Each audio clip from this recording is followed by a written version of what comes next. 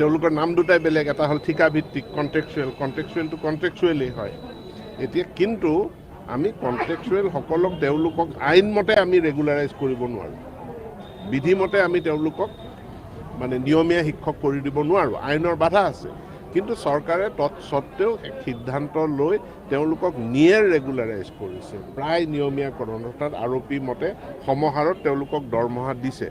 কিন্তু দুয়োটা একাকাৰ কৰি দিব নোৱাৰি, সেইটো আমাক আইনে নিদিয়ে। আৰু আমি এতিয়া 5% দিয়ে 1 জানুৱাৰীৰ পৰা কাৰ্যকৰী হোৱাকৈ আমি দিয়াৰ সিদ্ধান্ত ইতিমধ্যে কেবিনেটে লৈছে, এইটো তেওঁলোকে পাব। চক অমিক্ৰণ কি বস্তু, কি হৈছে আপুনিও ভালকৈ নাজানে, ময়ো ভালকৈ নাজানো।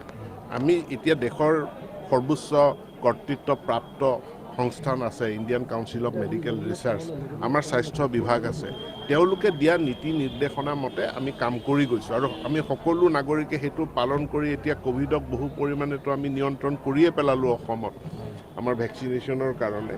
আৰু অসমত সেইকাৰণে ভাল বাতাবৰণ এটা আছে। এতিয়া ছাত্ৰ ছাত্ৰীসকলকো আমি ভেকচিনেশ্যনটো আমি সম্পূৰ্ণ কৰিলে আমি এটা নিয়েৰ নৰ্মেল চিটুৱেশ্যন এটালৈ আমি যাব পাৰিম।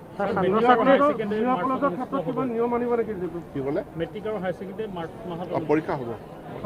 ছাৰ, আজি যি ভেকচিনেশ্যন আৰম্ভ হৈছে তাৰ জৰিয়তে ছাত্ৰ ছাত্ৰীসকলৰ শিক্ষা আহৰণৰ ক্ষেত্ৰত যথেষ্ট সুবিধা হ'ব অনাগত সময়ছোৱাত? নিশ্চিত হবে। আৰু আমি এডুকেশ্যন ইতিমধ্যে এটা বহুত ডাঙৰ ক্ষতি হৈছে, আৰু যাতে আমাৰ কোনো একাডেমিক লছ নহয় তাৰ কাৰণে সকলোৱে সহায় সহযোগিতা কৰক। এই মুহূৰ্তত একো যিখিনি আমাৰ এক্সিষ্টিং ৰুলছ আছে, যিখিনি ব্যৱস্থা আছে সেইখিনি আমি যথেষ্ট বুলি ভাবোঁ। গতিকে আমাৰ ছেকেণ্ডেৰী এডুকেশ্যন ডাইৰেক্টৰেট আৰু এডুকেশ্যন কাউন্সিল আমাৰ